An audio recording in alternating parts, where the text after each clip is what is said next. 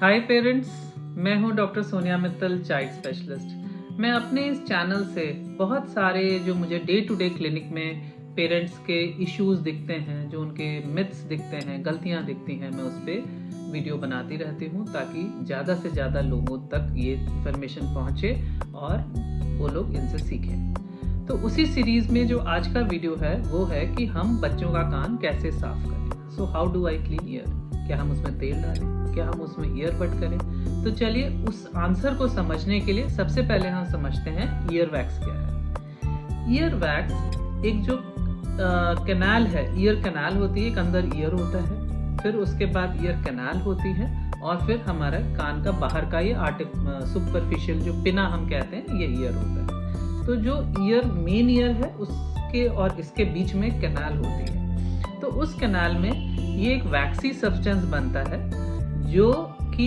उस कैनाल में ही बनता है और बाहर की तरफ निकलता रहता है। तो ये है ईयर वैक्स और ये देखा जाता है कि किसी में ज़्यादा बनता है, किसी में कम बनता है। तो अगर मैं बात करूं तो जो भी हमारे सिस्टम है, हमारा पूरा शरीर है, जो भी क्रिएट किया है जिसने भगवान ने, उसने परफेक्ट बना है। हर चीज़ का कोई रोल है और उसका उसी का इलाज भी है। तो रोल क्या है? ईयर वैक्स का क्या फ़ायदा है?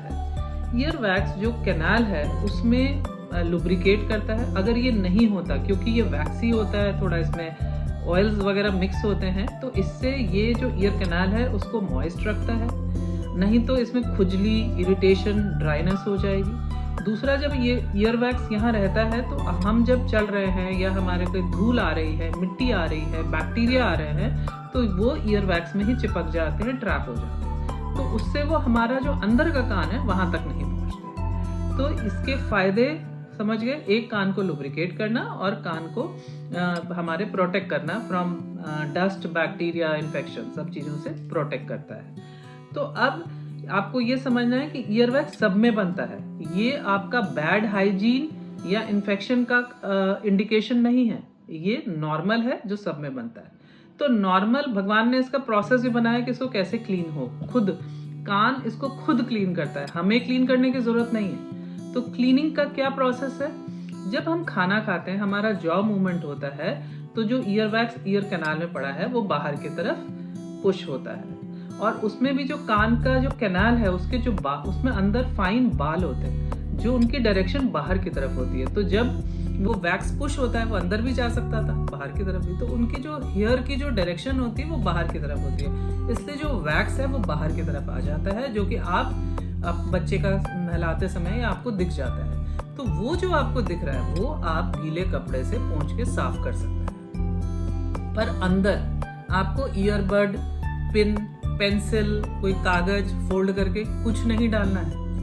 इससे क्या नुकसान होगा? अगर आप ईयरबड डालते हैं, जिसका नाम ही कॉटन बड्स का नाम ही ईयरबड पड़ गया, तो वो उससे क्या नुकसान होगा? नुकसान ये होगा क्योंकि अगर आप बार बार ईयरबड अंदर डालते हैं या कोई भी चीज अंदर डाल रहे हैं, तो आपने जो हेयर की डायरेक्शन जो मैंने बताई बाहर की तरफ है, आपने उसको डैमेज कर दिया, वो अंदर की तरफ हो जाएंगे। तो एक बार तो आपने निकाल दिया, पर वो फिर बार बार जमना शुरू हो जाएगा क्योंकि आपने डायरेक्शन डैमेज कर दिया, वो वैक्स बाहर नहीं निकल पाएगा। दूसरा, जब आप निकालते हैं तो वो और वैक्स अंदर पुश हो जाएगा, तो वो और वहां जम जाएगा, और अगर जम गया तो फिर बच्चों को कई बार सुनाई भी कम पड़ सकता है। प्लस जब आप ये सब यूज कर रहे हैं उसके कान में, तो बच्चे हिल गए या आपने थोड़ा सा डायरेक्शन में आपने गड़बड़ करी, तो बच्चे को उससे इंजरी हो सकती है, चोट पहुंच सकती है, ब्लीडिंग हो सकती है, और कई बार अगर आप ज़्यादा डीप चले गए तो जो कान का पर्दा है वो फट सकता है। तो इसलिए आपको ये बड्स या कोई भी चीज़ कान में अंदर नहीं घुसानी है। इनफैक्ट मैं हमेशा कहती हूँ कि ईयरबड का नाम प्लीज़ ईयर हटा दो और ईयरबड घर में रखो ही मत, क्योंकि अगर आप रखेंगे तो आप कुछ ना कुछ करेंगे, कभी अपने कान में करेंगे, आपके लिए भी ठीक नहीं है। अगर आप माने तो ना खुद इस्तेमाल करें ना बच्चों में करें। मैंने आज तक खुद अपने कान क्लीन नहीं किए और मुझे आज तक कोई प्रॉब्लम नहीं हुई। मेरी बेटी जो अब एडल्ट हो चुकी है, आज तक मैंने उसका कान में ईयरबड नहीं डाला। मैं घर में ईयरबड रखती ही नहीं हूँ। इनफैक्ट वो मेडिकल कर रही थी, जब उसकी ENT पोस्टिंग हुई तो सब लोगों ने उसका कान देखा क्योंकि उसके कान सबसे क्लीन थे, जो कि मैंने आज तक नहीं किया। तो आप समझ रहे हैं कि ईयर्स को क्लीन नहीं करना है, ईयर अपने आप खुद को क्लीन कर रहा है। तो टेक होम मैसेज आज का ये है, आपको कानों में ईयरबड, पिन, पेंसिल कुछ भी नहीं डालनी है, साफ नहीं करना है। वो नेचुरल प्रोसेस है। जब वो बाहर आ जाए, आपको दिख रहा हो, तो आप गीले कपड़े से सॉफ्टली आराम से उसको पोंछ दें, बस। ठीक है। और दूसरा, अगर आपके बच्चे को कभी कान में दर्द हो रहा है तो वो मल्टीपल कारणों से हो सकता है, तो प्लीज डॉक्टर को अपने बच्चे को दिखाएं।